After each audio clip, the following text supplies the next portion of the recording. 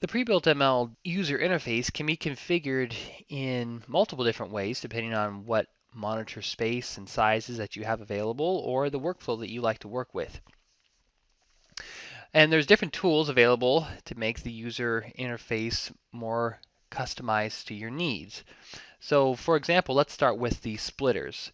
Here in between these different lists, like the pages list, the takeoff items list, and markup items list, you'll see these little bars. And if you grab hold of them, you can slide them around and resize the shape of the windows.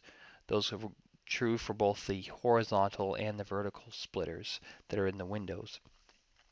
So this allows you to use the space more effectively depending on the length of your lists or what tasks you're currently performing.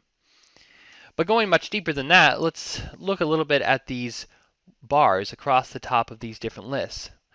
These look like rivets in a row pattern, and we'll call these the gripper bars. Whenever there's a gripper bar, it's an indication that it's a list or it's a portion of the digitizer that can be dragged around to a different position. So the way you do that is you come to the little gripper bar, you click and hold down, and start to drag it. And as you do that, you'll see that there are some blue indicators that show up. There's the 4 that you see around the perimeter of the large window, and then there's the blue cross that you see. Now, as I move to different portions of the plan, like currently I'm over the pages list, but I can move down, say, over the markup items list. That cross follows me. Now, each of those boxes in that cross are a different position that I could drag the pages list into. For example, if I put it in the rightmost box, a preview shows that the pages list is going to end up to the right of the markup items list. If I was to drag it to the left box, it's going to show up to the left of the markup items list.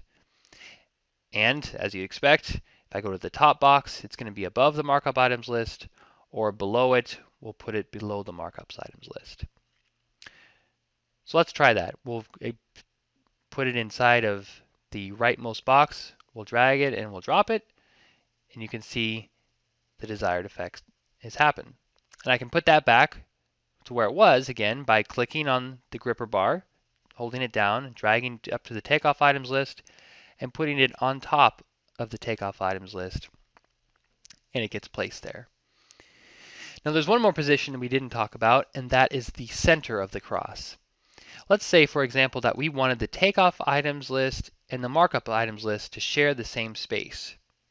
So here we'll click and drag the gripper bar of the takeoff items, move it down on top of the markup items, and this time we'll choose the center of the cross.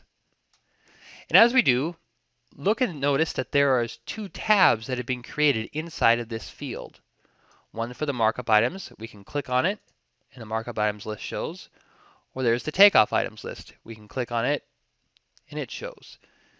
So those are the different positions of the cross and how they can be used to reorganize your windows. And once again, we can take the takeoff items list, come up to the pages and put it right underneath the pages and split them out separately, again from the markup items. But now let's return to those 4 little boxes at the perimeter of the window. We'll take the pages list here and notice that those 4 appear. There's one here, one over here, and one at the far right, and one at the lower edge of the window. And those allow you to put whatever it is that you're dragging at the extents of the window. So here, if I was to move it down to the bottom, you'll see that the pages list would be all the way across the bottom to the bottom of everything, including the digitizer. Or I could put it at the far left, getting it completely outside of the list. And we'll try that here for a second. So I drop it outside. It's now completely to the left of everything. The takeoff items list, the markup items, the bookmarks. So those little 4 boxes are for the extents of the window. So we'll place this back in its position now. But now that we see that you can configure and change the different lists into different locations within the digitizer, we'll also note that those same gripper bars can be used to pull items out of the window completely. So here's the pages list. I can click the gripper bar and click it and drag it outside the window. And as I get outside the window, you'll see that a little preview window shows up, and if I drop it at that point, a completely separate window appears with the pages list in it. I could take the markup items list that's over here and drag it into this separate window if that's how I wanted the pages and the markup items list to be together. So again, the same behavior as is if they were inside the digitizer, with being able to move them around and back and forth by using the cross or the extents feature.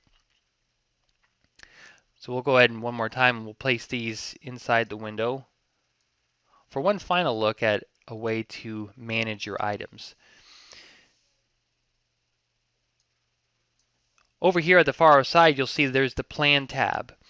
And on the Plan tab is a little icon, and it's like a little window with an arrow on it.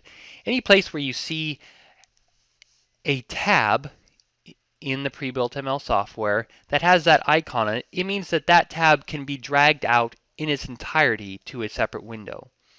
So here we have our Plan tab with digitizer, markup items, takeoff items, pages, and so on, all in a certain configuration. And if we wanted to just take that entire tab out and put it somewhere, we can do that by clicking on the tab and dragging it, and you'll see the preview window shows up, and we'll place it outside in its own window. And now we have, here's on this side is the profile and the project tab are available, but then here's the digitizer itself with all the windows inside of it as they were previously configured. So there's a quick look on how to use gripper bars, splitters, and even tear-off tabs to configure the interface for the workflow that best works for you.